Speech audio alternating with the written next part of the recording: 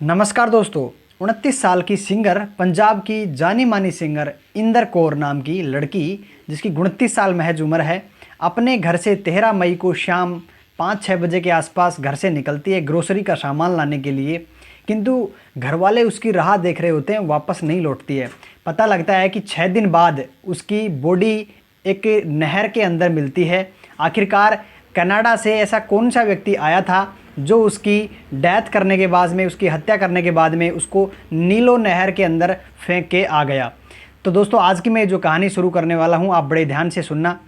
ये कहानी है 13 मई 2026 की शाम 5 बजे के आसपास। इंदर कौर, जो एक सिंगर भी है, मेकअप आर्टिस्ट भी है, जिसके बारे में आपको थोड़ा जान लेना चाहिए। 5 से 6 सालों के अंतर्गत इस लड़की ने जो इंस्टाग्राम पे, सोशल मीडिया पे जो अपना नाम कमाया है, वो काबिल तारीफ़ है।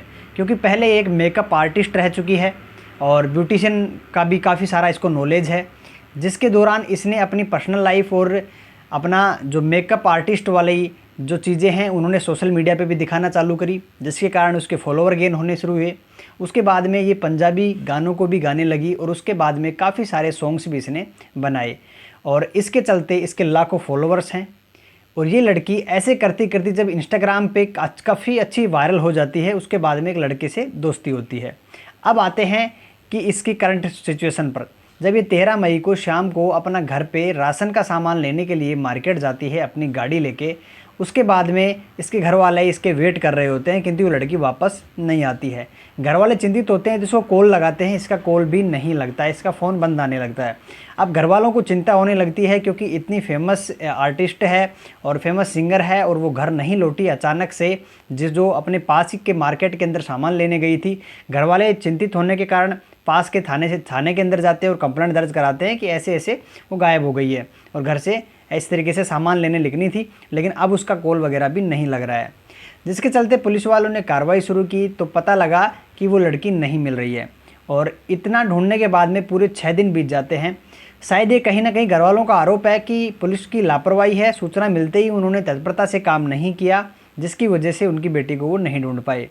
पूरे 6 दिन बाद यानी 19 मई को उनकी बेटी की जो बॉडी है वो लुधियाना के नीलो नहर के अंदर मिलती है, डूबी हुई, तैरती हुई मिलती है वहाँ पे।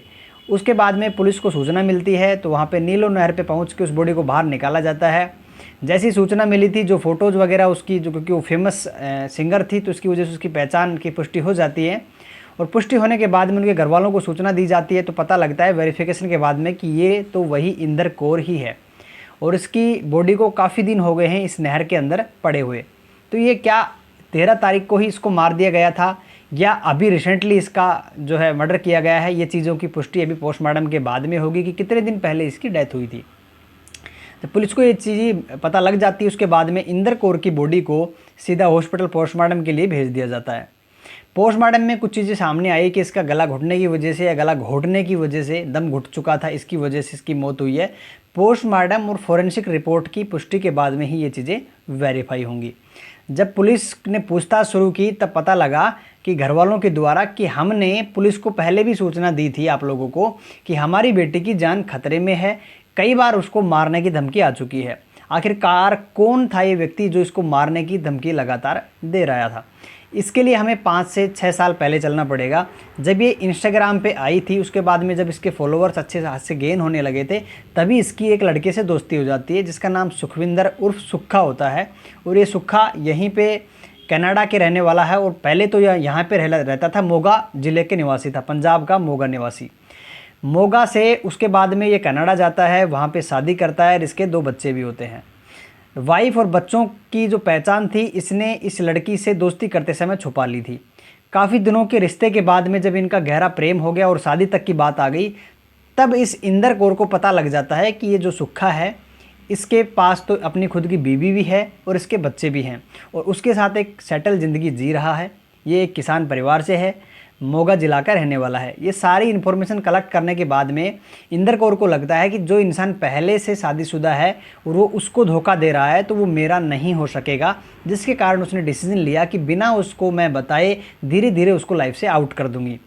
अब उधर से सुखविंदर इस लड़की पे शादी का दबाव बना रहा था कि आपको शादी करनी है, किंतु इसको इन्फॉर्मेशन लग चुकी थी कि वो शादीशुदा है। इसकी वजह से बार बार इग्नोर करने लगी और इग्नोर इस तरीके से करते करते काफ़ी दिन हो गए।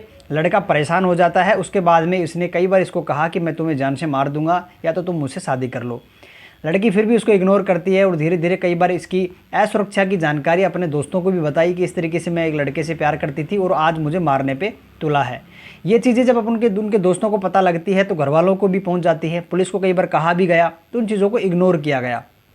उसके बाद में वो लड़का डिसीजन लेता है, अगर ये लड़की मेरे से शादी नहीं करेगी तो मैं निश्चित रूप से इंडिया जाऊंगा कनाडा से और उसको जान से मार दूंगा।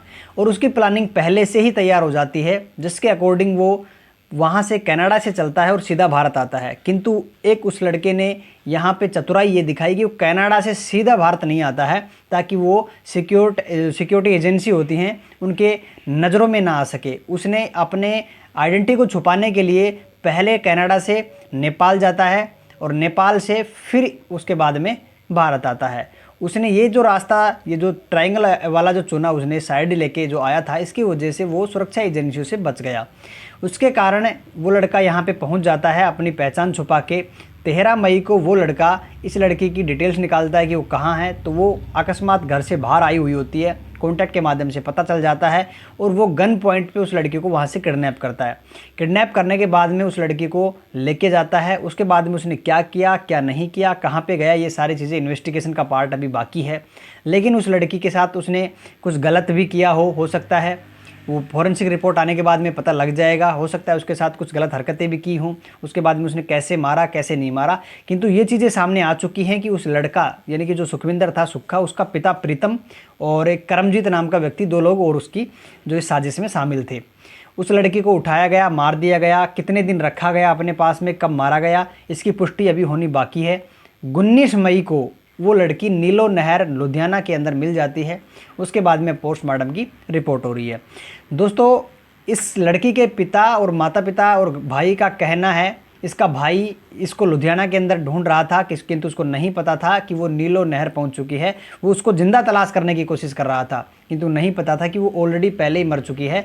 और ये खबर इसलिए ज़्यादा तेज़ी से वायरल हो रही है क्योंकि वो एक जानी मानी हस्ती है, एक काफ़ी अच्छी सिंगर भी है, पंजाब की आन है, शान है। उसने काफ़ी सारे गाने भी बनाए हैं जिसकी वजह से सोशल मीडिया पर पहले से ही चर्चित है। इसका केस तेज़ी से वायरल हो रहा है और ना सिर्फ पुलिस पे दबाव बनाया जा रहा है, एसआईटी का गठन किया गया है, स्पेशल इन्वेस्टिगेशन टीम का एक गठन करके इसकी जांच स्पेशल तरीके से करवाई जा रही है।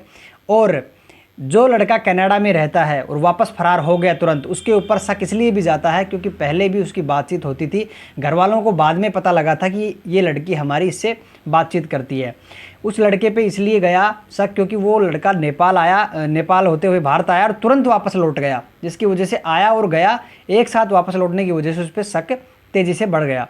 और उसकी वजह से उन्होंने जितनी भी जो एजेंसियाँ वैसी होती हैं जो बाहर देश के अंदर लाना ले जाने वाले काम करती हैं, और उनको भी ट्रैक किया जा रहा है उनसे पूछताछ करके। और इस लड़के के खिलाफ़ भारत सरकार से अपील की जा चुकी है कि इस लड़के को कनाडा से वापस उठाया जाए और वहाँ से बुलवाया जाए भारत, और उसको यहाँ के कोर्ट के अंदर पेश करके कड़ी से कड़ी सज़ा मिलनी चाहिए, क्योंकि उसने एक हत्या की है और अपनी पत्नी से चीटिंग करने की भी कोशिश की है। जो लड़का पहले से शादीशुदा था, अपने बच्चे थे, उनकी रेस्पॉन्सिबिलिटी होते हुए इस लड़की को धोखा देते हुए जबरन शादी करने की डिमांड कर रहा था। डिमांड पूरी ना होने की वजह से इसने उसको मार डाला। तो दोस्तों, आज का जो इंस्टाग्राम का, सोशल मीडिया पे, डेटिंग ऐप्स पे दोस्तियाँ होती हैं, अभी मैं रिसेंटली कितनी ऐसी स्टोरी आपको सुना चुका हूँ जो एक्चुअल में ट्रूथ हैं, सच्ची हैं। आप रिसेंटली कल की भी देख लीजिए, कल की भी एक ऐसी स्टोरी थी जिनकी डेटिंग ऐप से शादी हुई थी, 4-5 महीने के अंदर उसको मार दिया जाता है। उससे पहले भी मैंने आपको सुनाई थी दीपिका की, जो डेटिंग ऐप से उनकी शुरुआत हुई थी, महज 13 दिन के अंदर उसकी वाइफ की डेथ कर दी जाती है, मार दिया जाता है। लगभग ऐसे ही केस आ रहे हैं कि सोशल मीडिया का जो प्यार है अंत में वो मारा जाता है। तो इस तरीके से जो ये प्रोपोगंडा फैल रहा है, इन चीज़ों से आप अवेयर रहें, आप अपना और अपना ख्याल रखें, अपने अपनों का ख्याल रखें। दोस्तों, आपका इस कहानी पे क्या कहना है, आपको क्या क्या इन्फॉर्मेशन कलेक्ट ऑलरेडी है, आप कमेंट बॉक्स में बता सकते हैं। चैनल सब्सक्राइब करना, एक व्यक्ति को ये वीडियो शेयर करना, आप चाहें तो एक लड़की को ज़रूर शेयर कर सकते हैं ताकि उनकी आंख खुल सके कि किस तरीके से सोशल मीडिया पे दोस्तियाँ होकर लास्ट में मौत तक पहुंचा दी जाती हैं। थैंक यू सो मच दोस्तों। मेरा जो इंटेंशन था वो आपको आहत करना नहीं था, किसी की भावनाओं को ठेस पहुंचाना नहीं था। मेरा सिर्फ इतना ही उद्देश्य है कि मैं आप लोगों तक ये इन्फॉर्मेशन पहुँचाऊँ ताकि लोग आप भी अवेयर हो सकें। Thank you so much. जल्दी मिलेंगे नेक्स्ट वीडियो में। जय श्री राम।